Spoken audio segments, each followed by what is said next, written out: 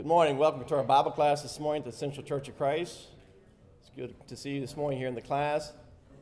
Those who are watching on live stream, keep Bob in your prayer. Bob is in Beckley, West Virginia, conducting a weekend meeting. That will conclude this evening. That's where Dennis McCormick is now living. So Bob and Marvina are spending some time with Brother McCormick. This morning we announced last several weeks, that we're going to have a missionary from India with us, Steve Gaudreau, and his wife Renee is with us. It's great to see them. He is now taking on the work in India that Jairus and Juanita Bullard have been doing for 40, 50 years. He may say something about Jairus and Juanita. Jairus stole Juanita away from us about 35 years ago and married her and took her to Virginia, and then she went to work in the field in India with Jairus. I'm not going to say much right now. I know he's got a lot of presentation to do this morning, but it's good to have them with us. I'll say more at the beginning of our sermon and when I introduce him then. We've been involved with the mission work in India for many, many years, and we'll talk about that just a little bit at worship. Let's bow for a word of prayer, and then we'll turn it over to Steve. Our Father in heaven, we thank you so much for this day, this first day of the week. We can come together to study your word and to worship. We thank you so much for the health of each one that is here. We pray that you'll be with us this morning as we listen to the presentation by Brother Gaudreau and the work in India. We're so thankful for his desire to work in that field and for missionaries all over the world. Continue to bless us, help us to look for ways to be involved in mission fields afar, but also mission fields in our own community. Bless us this morning. In Christ's name we pray. Amen.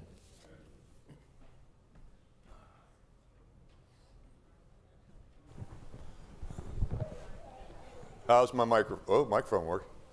You hear me okay? Mark, when do you want me to stop talking? You got a clock there. Oh, a countdown. Yeah. Awesome. That's pretty good. I was visiting a congregation down in Tennessee, and it was such that they have a class, and then they do this break for lunch, and then they come back in for the worship service.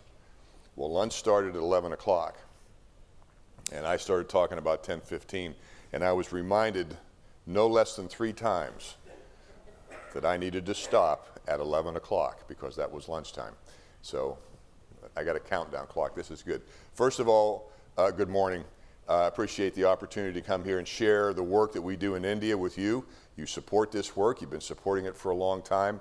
Jairus and Juanita have been doing this, and I think we were here with them 3 years ago. And I was explaining, darling, what's your name again? Sydney. We were just talking about how the things you remember when you visit other congregations. When I was here 3 years ago, your air conditioning system was out, and you were waiting for the big units to be trucked in or flown in or something like that, and you had all these little window air conditioners and all that kind of stuff. So I remember that, but it's much cooler here today as it is outside. Anyway, Jairus and Juanita send their love, send their prayers. Health issues between that time and this time, I try to report in the letters that I send out. He's dealing with a number of health issues, none the least of which is dialysis, which he has to attend 3 times a week, and try to take care of him and keep them as happy and as comfortable as we can. I usually have a to-do list when they call me over there. It involves computers mostly, and then a lot of other things, but we do for them. But they did want to send their love and their regards to you. And we gave him a nice little retirement ceremony back in July at the church building, and that went nice. And we just, he and I continue to talk about the work and the budget and that sort of thing. Coming up in this February, again, this will be my 4th year going on my own, so to speak. Renee and I went together 13 years ago with Jairus and Juanita to become familiar with the work. I went back solo 3 years ago, and Renee's mom had been with us for several years, fighting with dementia, and she was unable to attend with me.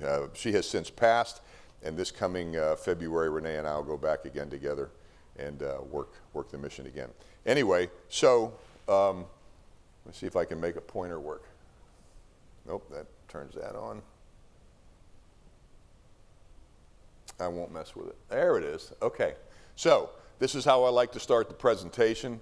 It's a verse that you're all familiar with. It's go into the world and preach the gospel to all creation. That's why we go. And I understand that we have missions and work to do here, but when you're in a country that's got 1.4 billion people, 80% of which are Hindu, then you know you got a lot of work to do. And so we do. And I like to put this one in here too, because this is something that the Apostle Paul told Barnabas just before they left on their second missionary journey. He simply says, let us return and visit the brethren in every city which we have proclaimed the word and see how they are. That's kind of what we do.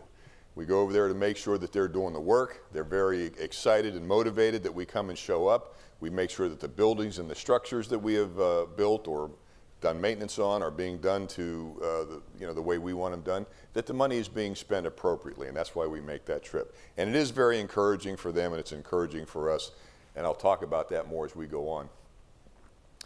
I'm over there in country for about a little over 2.5 weeks, so about 18 days. And all those dots that you see on there are all the places I go in about 18 days. So it's pretty much nonstop. It's going there, meeting the brethren, speaking and engagement, eating, sleeping, and the next thing I'm on a car or on a plane or on a bus heading somewhere else. But I covered about this last trip about 4,500 miles because I added Bangalore into the trip. We had a program down there that we were talking about. That's what it all looks like. That's red because that's a place called Imphal that you may have read in some of the letters I put out. That was a big tribal uprising in that area. Big fights in the street. A lot of people died, beaten in the streets. It was just pretty horrific. And they chased our preacher and our 2 teachers basically out of town. We had a school of preaching out there. That doesn't belong to us anymore. We wouldn't have any luck getting it back if we went there. They burned it down, and who knows what is happening with it. The preachers and the teachers have since moved south and have not returned. But these are all the places we go. This is what it looks like every time you show up. Same picture every year. The only difference is I'm a little heavier and a little older is the only thing that changes when we do these pictures. Almost always arriving 11 or 12 o'clock at night or 1 o'clock in the morning as the planes come in from London. This is a place called the Tulsi Home. You may have heard that before. It's kind of an apartment that we own in Hyderabad is the name of the city. And it's a place where we kind of stage ourselves to get ready to go out and do the work. Brethren from the city will show up. We'll get together. We'll meet. Just kind of meet and greet each other. And I almost always have to apologize for these big banners that they put in the back. We don't ask for that. I call it the Billy Graham syndrome. You show up and you are the man of the town and you have big posters. And Renee and I went to, the first time we were there, they had a roadside poster board on the outside, and it was just, it's a little over the top for me, but that's what they do. Anyway, the brothers and sisters, we meet there just to kind of have some fellowship. We have a little devotional. I tell them about what I'm going to do on the trip, things that are on their mind that they want to talk about. And it's just a good time to kick things off because I'm there one day, like the morning, for a couple hours. Arrive at, say, 1 in the morning. You come back and you sleep until 1, and then you get lunch, and then you're on the road for a 6-hour trip to a place called Pamadipadu, which we'll get to. That's kind of what the building looks like from the front or back. It's a decent-sized apartment. It's got a kitchen. It's got a dining room, not big, and 2 bedrooms, one where I stay, or Renee and I will stay, and one where the brethren stay, 2 bedrooms back there, with 2 beds in each room, so they make use of the space. The next morning is a Sunday morning. We're doing a worship service in a place over there called Saror Nagar. This is where Brother Y. John Wilson is the preacher. We support him. That's what his congregation and building looks like. Generally the ones that are a little older, just white walls. They like decorations. They like a few disco lights up there. They don't call them disco lights, but that's kind of what they look like to me sometimes. I take this picture because I love taking a picture of the women who are wearing their saris, those colorful veils that they wear. And there must be, 40, 50 women in there, and there's no 2 of those that are alike. It's always a pretty picture and well represents India. And just so you know, this is not a congregation of all women. I just kind of chopped the men out because they're all in white, but they're there on the right side of that pillar. But after the worship services in the morning, we go upstairs and we have a Bible study. And as you can see, this building has not yet completed the upstairs construction yet, either waiting for funding that we have to budget for, or they're waiting for permits to get the work done. So what we do in the meantime is we put up some bamboo poles and a tent over the top and a couple of plastic chairs, and we have class. The raining season, that doesn't work out that well. We can't survive the rainy season with what's up there, so we'll collapse all that and do something downstairs out of the rain. Then we have baptisms. Every time I go, there's a baptism. Young man, young woman, every once in a while from a different faith, different religion. They're Hindu, they're Muslim, and they come and they hear the word of God and they commit themselves to obeying the gospel.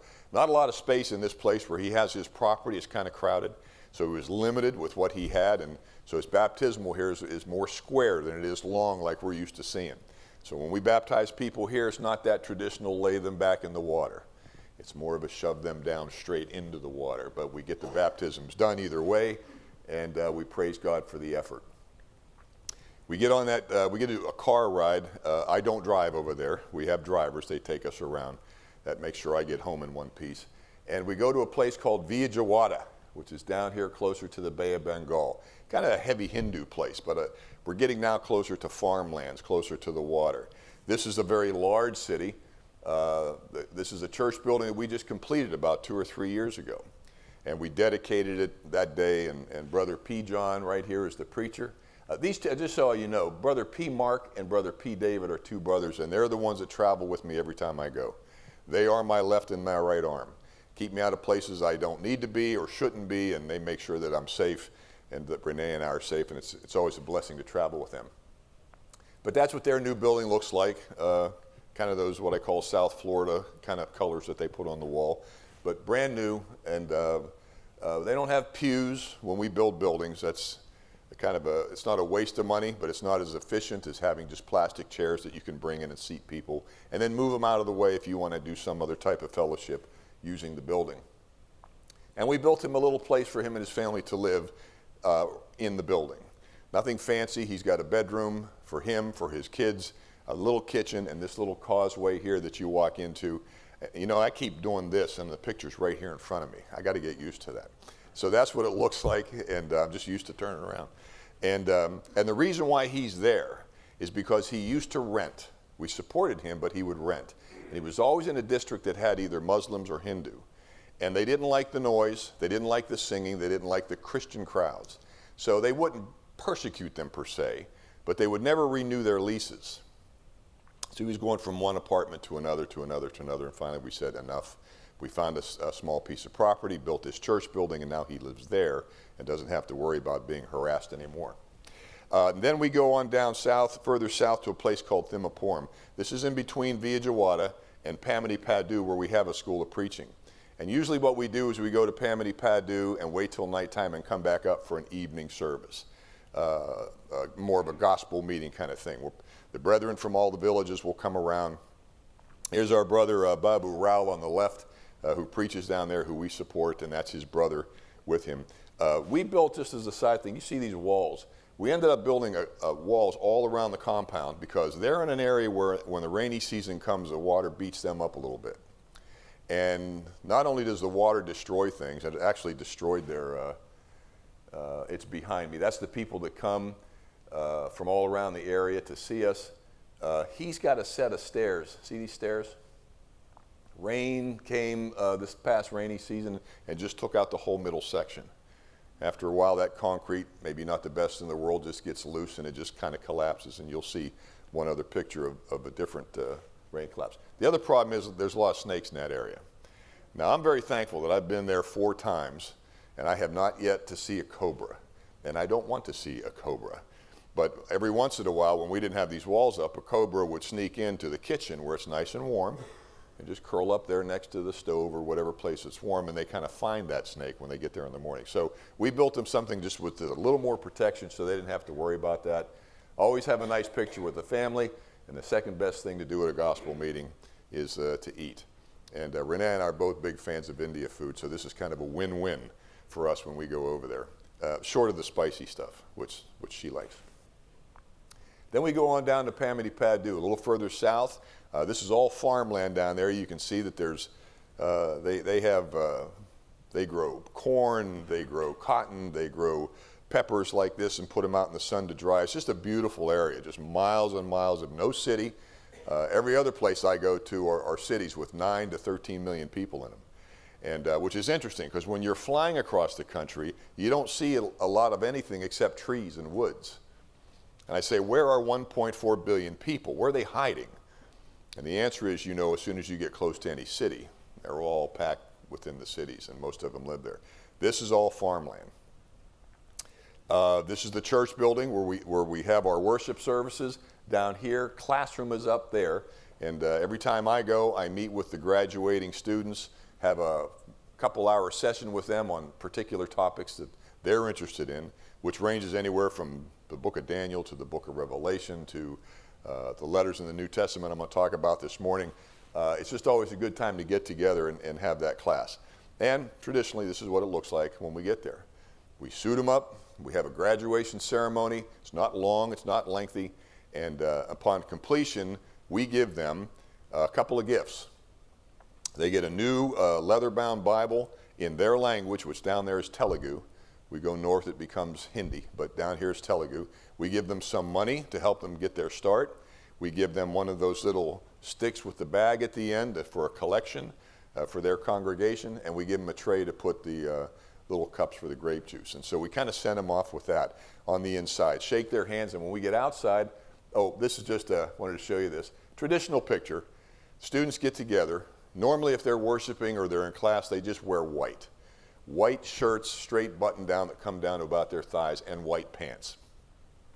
Here they like to get together with dark colored pants, individually colored ties, and these blue tennis shoes, most of them.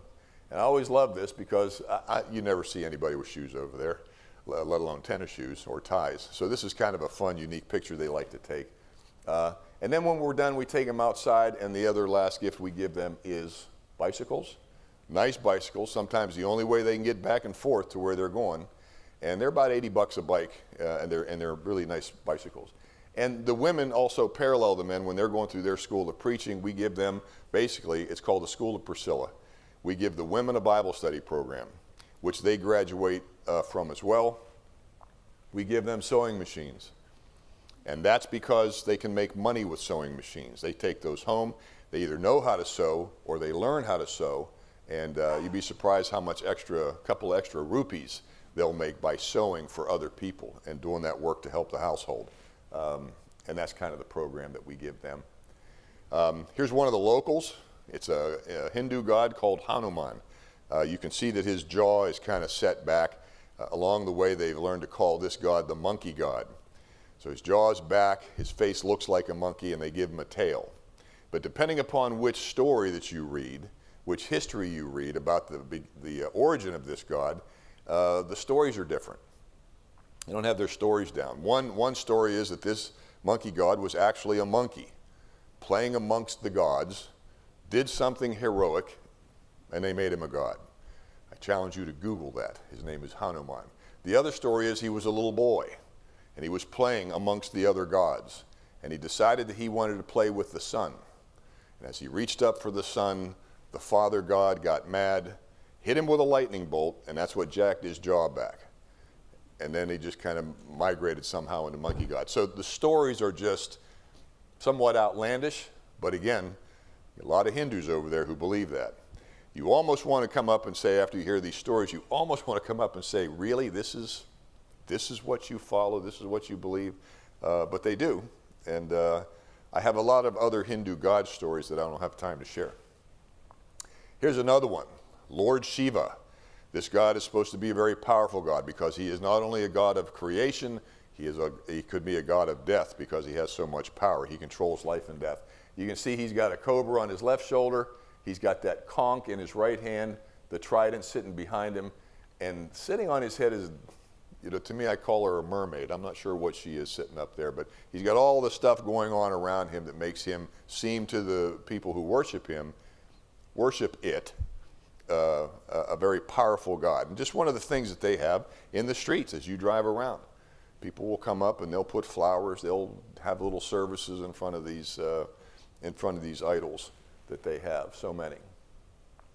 These are kind of idols, but these are some of the local citizens as well, and you see a lot of these coming around. This was kind of fun because they're walking down on the right-hand side, and the driver has got me close to this car right here. And I say, slow down a little bit so I can take a picture of them, like close pictures. They're walking right past the car. Well, he slowed down and we got a gap, and all that did was provide this guy an opportunity to get to the other side of the road. And of course, you know what we call bulls and cows in India? Red lights. Because when they cross the road, you stop, and you don't move again until they are across and they're done. And so these guys kind of took their time. This guy's, he's even kind of giving me a little bit of the stink eye, like, you know, don't challenge me because I'm crossing the road. But you see a lot of that around India. That's always kind of a fun thing. I mean, bulls, baby ducks, sheep, you're always coming across them on a farm road, 2-lane road, and you have to kind of wait till the keepers kind of push them off to the side of the road and get them out of your way. And then sometimes after we have a worship service or a gospel meeting, one of the brethren will come up and say, can you come to my house? We've got some neighbors in our family. We'd like you to come, teach a little Bible lesson, have a little fellowship, share some tea and cookies, and that's what we do. And that's always kind of a joy because every time we do, there's always a neighbor in the background there listening to what's going on. So I'm either loud like I am or we have speakers, and it kind of brings a little bit of attention without any fuss. But we have a little worship or a little Bible study there, take a family picture. This is kind of, you know, what you see in an Indian house in the places we go to, mostly a lot of bamboo, a lot of tin. There's just nothing fancy that they have, that they live in other than being covered and having a home and a bed to sleep in.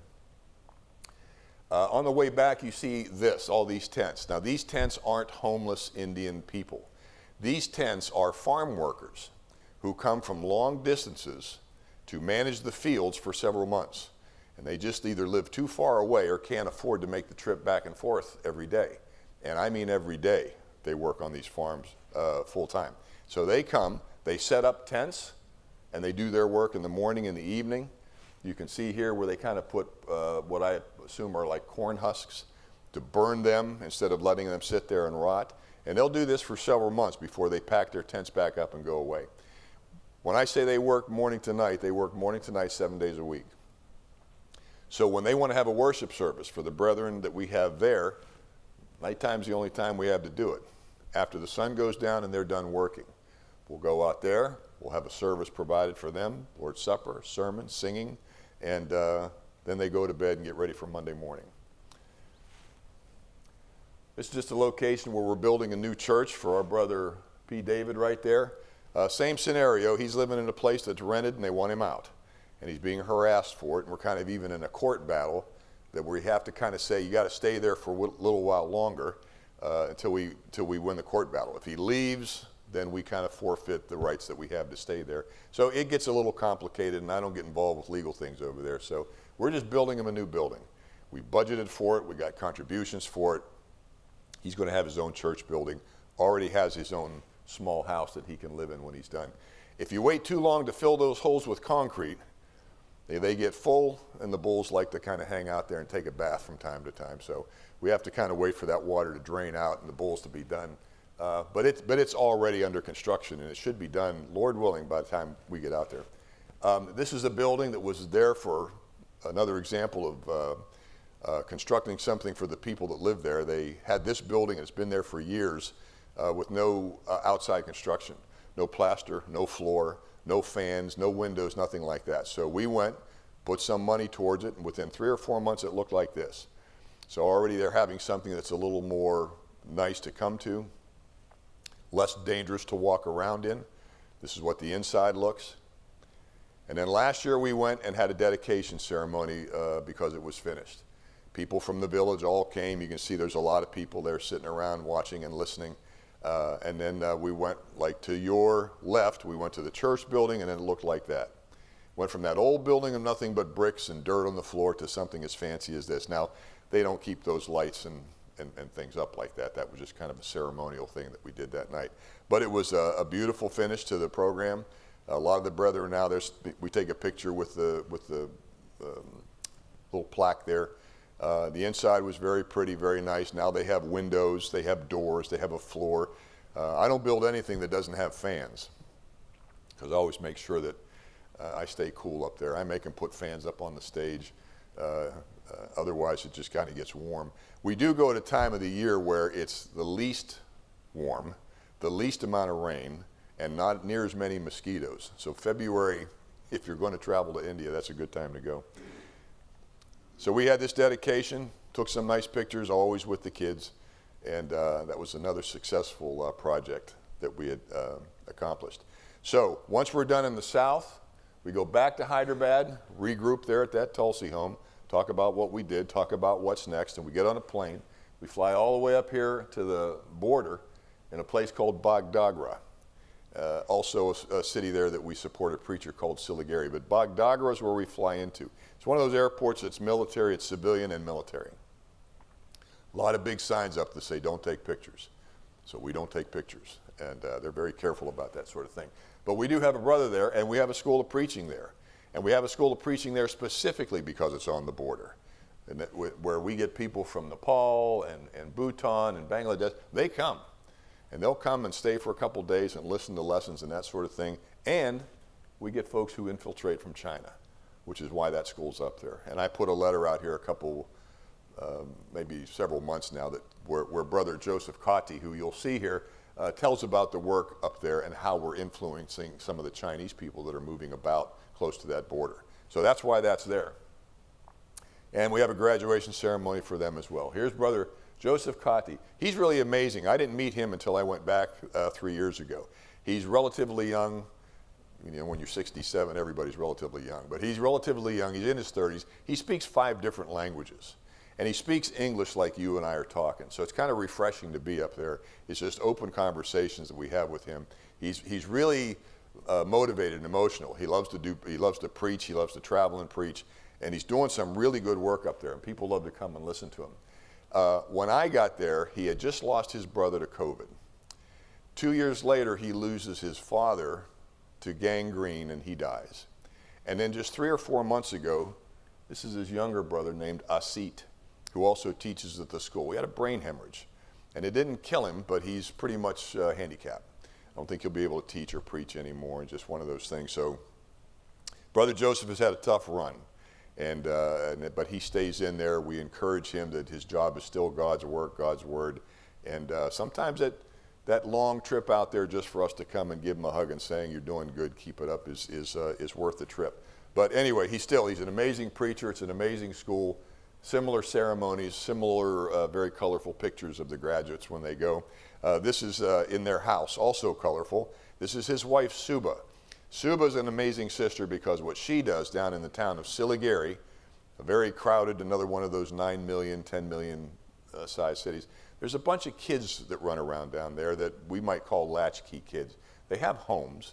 The parents really don't have enough room to put all the kids. They don't have enough money to feed all the kids. So the kids just kind of go out in town on their own. They look for their own food. They look for their own activities. Suba goes down there 3 times a week with Bible study material to color, to play, to make figures out of. She brings snacks, and the kids know she's coming. And they always come gather around her, and they sing songs, and there's just a wonderful work that she does and doesn't ask a nickel for it. Other than what we provide Joseph that he gives to her to go down and do that. But it's not part of the program. It's something that she takes on herself, and it's just a blessing to meet her. This is what the inside of the auditorium looks like, where we have our lessons and our sermons, if it's a Sunday. And here's a little bigger baptismal. You know, that last one I said you can barely fit one person in and they go straight up and down. Here you can put 5 people in there and baptize them all at the same time, which we did baptize 5 people on that second day, but not all at the same time. All the kids love to come around and watch it. It becomes a big event, also very colorful, and again, just a blessing to be a part of and work with these folks. When we're done in the north, we fly back down through Delhi, usually spend a night in that big city because there's just plane schedules. And we fly down to a place called Bhopal, and I think we may have mentioned this last time, but Bhopal, probably not a familiar name to you, but back in the 80s, they had that terrible gas leak there by Union Carbide that killed thousands of people. Just some mistake of a valve. There's a Netflix movie on it if you're interested, but valve got out, got in the air, and it got in the air so people were doing the things that they weren't supposed to do, which is get on bikes and try to ride out of town, because all they were doing was sucking in all the poison, and that's what was killing them. Killed a lot of them that day, killed several more in the weeks to come, and it was quite the disaster. Young man that was preaching there, who recently passed away of a heart attack, was a little boy then. His mother did the right thing, grabbed both him and his sister, put them in their bedrooms, put the covers over their head and said, stay there until I tell you to come out. And that's how they've survived. But anyway, Bhopal is also a school of preaching. It wasn't until VJ died. We're trying to get that ramp back up. This is now when Renee and I were there, they were just kids, and they were both sick. I think they had chicken pox. We didn't see them, because they basically put them in the hospital and said, stay away until these guys are gone. But when I came back, here's Boaz, is his name, Pavlavi, his daughter. She's a doctor now. Works kind of for the government, but she had got her degree, and she can get, higher degrees if she wants. But she's in the medical field, and he's the preacher there. And he's a good preacher. They speak Hindu here, so he translates for me in Hindu. And every year I go there, somebody obeys the gospel, and we baptize somebody. This room here is we built this on the second floor. School of Preaching is another level up. Always cheaper to build up than out, especially if you don't have the property to do it. Little apartment back in there, not much to it, but that's where Renee and I stay when we go there. They got a nice little Western air conditioner in there that keeps us comfortable, and a net over the bed to keep the mosquitoes out. Something we don't have to worry about here. But wonderful preacher, wonderful interpreter, and we always have a good lesson, good ceremony there. And this is what their baptismal looks like. This part of the country, you don't get a lot of water. You have to be very careful with the water you use. And sometimes they'll try to separate the potable water from the drinking water and that sort of thing. But when you put water in here, you just can't fill that tank. So you don't have a lot of room to baptize somebody. And we used to joke the first time we were there, VJ, another on-fire preacher, he'd want to get the pictures of that baptismal.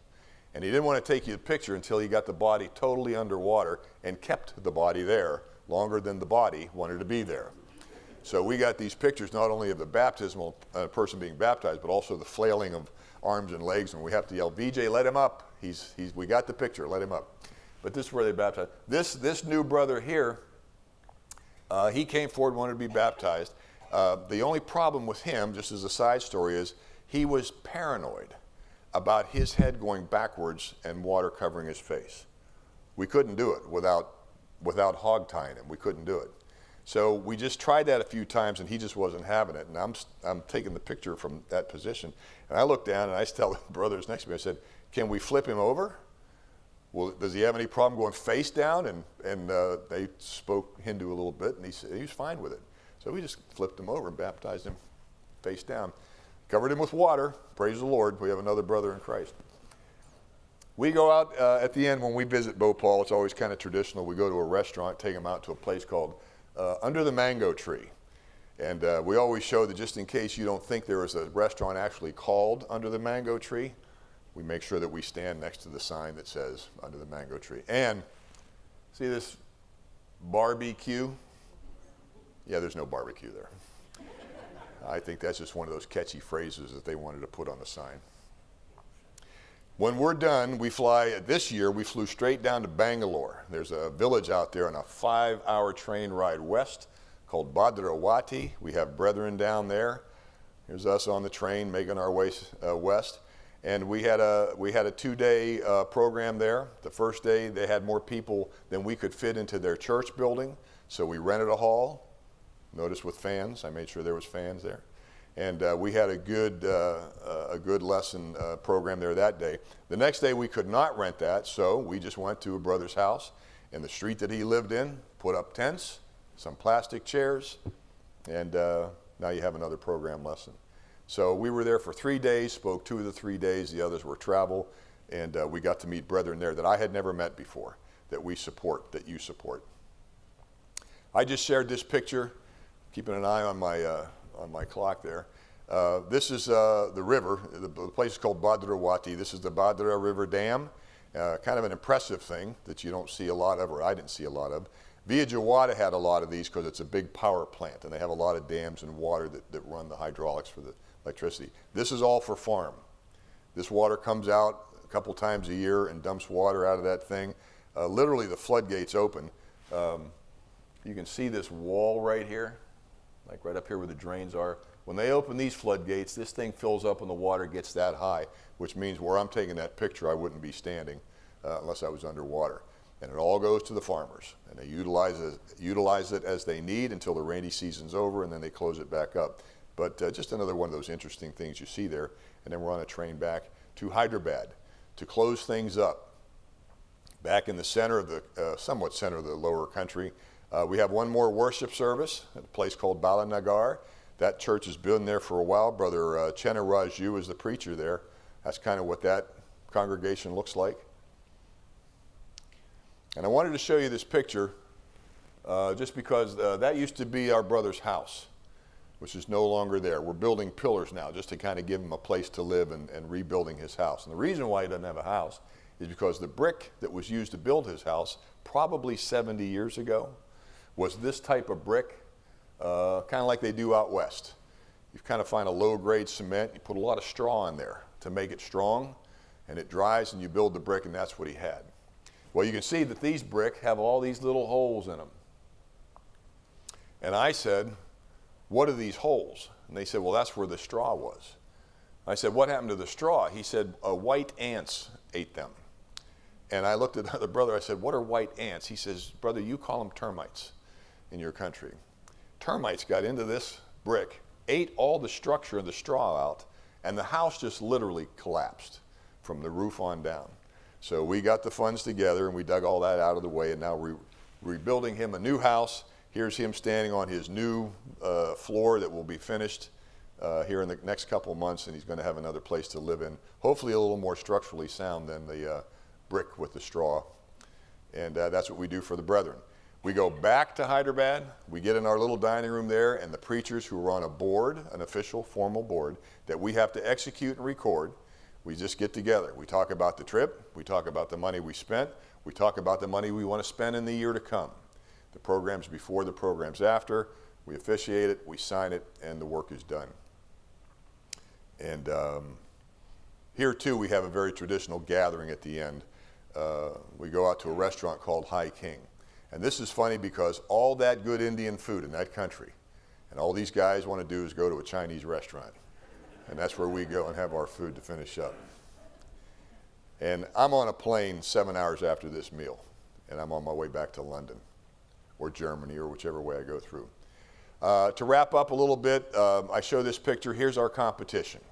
This is that Hanuman god that I showed you earlier.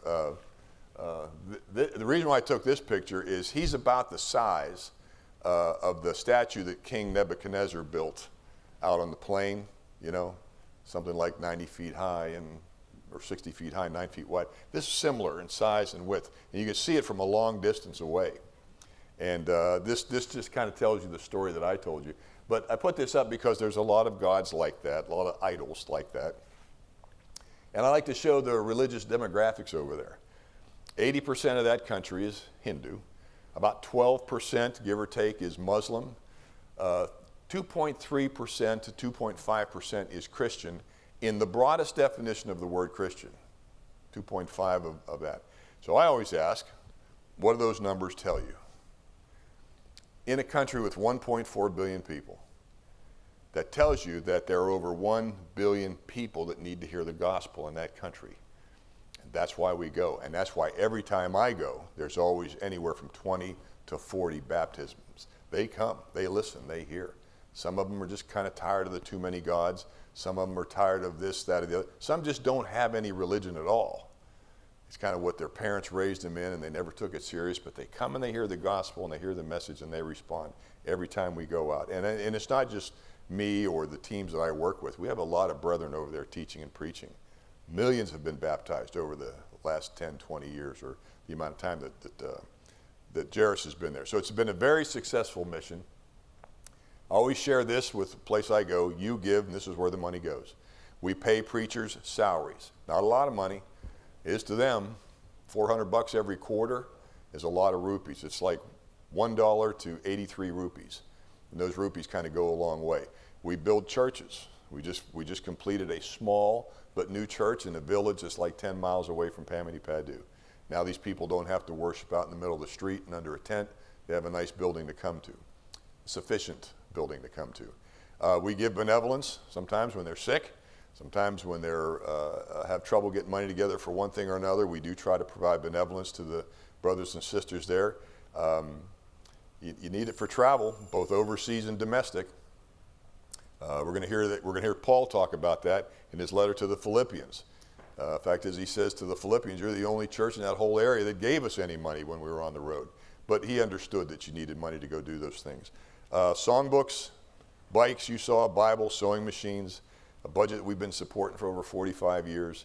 And I always remind people of this verse right here, 3 John 8, where John talks about people who travel and do this work. When they give, they become partakers in the work. Paul's going to say the same thing to the Philippians. So you do that, and thank you for that. And every picture you see up here is something that you support. And we all do it for one reason, to find water to baptize people who want to obey the gospel. We do it in pools, nice little pool, blow-up pool there. We do it in lakes. We do it in rivers. We do it in baptismals that we have, but we get the job done. I took 800 pictures when I was over there. I shouldn't say I did. Be careful when you give the brethren your camera, because it'll come back when you just want 1 or 2 shots and you got 20 or 30. So my challenge is to come back every year and pick ones that'll take me about 20 minutes to talk about and get done. So hopefully that was a good enough presentation to let you know what's going on over there and where your money's going. 3 minutes and 45 seconds left. Are there any questions for me? Yes, ma'am, and then I'll go, yes, sir. Yes, ma'am. So, my question is more so, about, the food there, because, I hear that it's different than what you would get, obviously, from Spice Connection here. It's a lot of rice. You know, you always get 2 servings of rice. You get the white rice first, and I like now, they put a type of a buttermilk curd that they make, sometimes with pomegranate and onions, and you mix that with the white rice, and it's awesome. And then, when you're done with that, and the chicken and the bread, or whatever other meats that they might have, then you get the fried rice, what we would call fried rice. And they call it bigliari, and they basically take the chicken and the spices and the rice, and they mix it all together, throw it in a big pot, and just cook that until it's done. And then you just dig it up and put it on your plate. And you got to tell the good sisters when to stop. You know, sometimes, even the brothers over there, they have to cover their plates. Like, no, that's enough. I don't need any more. And they want to do that to you like 8 o'clock at night. It took me 3 years to be able to turn around and say, you know what, that's not happening this year. I'm not eating at 10 o'clock at night. You just fed me at 5 and I'm good. I'm done. I want to go to bed. But it is a little different. Spices are different. Very delicious. Very good. So, yeah. Yes, sir. With the 100% tariffs that the president has now placed on India, is that going to make it harder for you to do your work in India? I don't think so, because it's nothing that I'm aware of that affects what I do. The trickiest thing we do is, I say tricky, is sending money over there. You have to be careful how much. If you send too much, they're going to ask, where's this money going? If you keep it below, you know, I do quarterly wires out there for particular reasons, to pay for the School of Preaching, to pay for the salaries, to pay for buildings, you know, but you can't just send $100,000 over there. You got to send maybe $10,000 to $15,000 and do this with it, wait 3 or 4 weeks, send another $18,000 to do this. So to my knowledge, that has not gotten in the way of that, because that's really kind of all we focus on. We get money there, they get it to where it needs to be, and then I just travel with them, planes, trains, and automobiles until I go home. So if there is, I'm not aware. They might make me aware if I go over this time, but I can't see how it would. It just means I don't understand if it does. Not a good answer to the question, but. Yeah, I was just concerned that you might be the ugly American being over there and they just refuse to. Well, I don't know. You know, when I took over the budget, they started calling me the Doge brother. They weren't getting as much money for. I was just, you know, working a new budget, but I didn't deserve that. But no, I think, you know, most of the time when we go over, especially if you tell them, especially when they know you're American and not from Britain, they tend to treat you very good. You know, the 6-foot-tall, white-haired, blue-eyed, that's an anomaly for them over there. And you go to airports and they'll just stare at you. You know, and sometimes you think it's like they're mad at you, but if you just turn and go, hi, then they just change. They go, oh, hello. I hope not. I hope that's not the case. I usually have good experiences. You just can't go. One year we were in a train station and Renee got a little trigger happy with her camera. that started to get a lot of attention in that train station, and we kind of walk over and say, put the camera down, but nobody was harassed or hurt. Yes, sir. Do you get a lot of pushback from like Hindu or Muslims over there when they come and listen? I haven't, but they'll find reasons to come argue with you if you're in a church building. Like a couple weeks ago, the brother P. David, who we're building that new building for, he's in that rented place, and a lot of people were parking around a very crowded area. That's very Hindu in that area. So all the Hindu leaders came out and basically came up into the church building, not to harass them for what they were doing, but they used the parking problem as a reason to harass them. Basically came up and said, you're having the service, you're putting your cars all over the street, we don't like that. So it's kind of like, all right, we'll go move our cars. But you run into those situations. The place down in Gaudreau, that house that brother had there, he had at one point all to himself. There was nobody around him. Within a couple of years, he got neighbors all over the place, and they're all Muslim. And they don't like when he's on the rooftop singing loud with speakers and that kind of stuff. They'll complain about it. I've never heard anybody, I mean, to date, there hasn't been a harassment of any of the brethren that we know or any Americans who have been over there. In that sense, I think they're cautious about people who come from out of country, but you never know. If Renee and I were there that day in Empfall when those people decided to come out of the hills and make war with the people in the city, I don't know what we'd have done except to get on a bus and got out of there. So you don't know. So, what's that? Did they? Oh, it's as easy as you find someone every once in a while who will show up who is of that idealism, and they want to hear the gospel, and you just keep preaching, and it happens, not in hordes, because you know immediately if a Hindu or a Muslim becomes a Christian, their families no longer want them or entertain them or like them or whatever the case may be. So, anyway, yes, ma'am.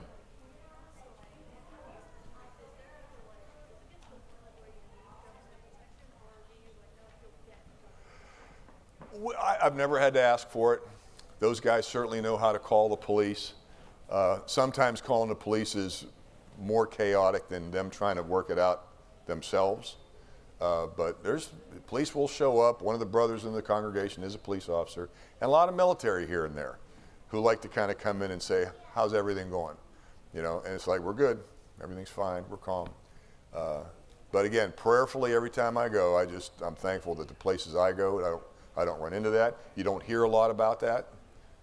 And so, Lord willing, it'll stay that way. Anyway, I'll hang around after services if you have any more questions.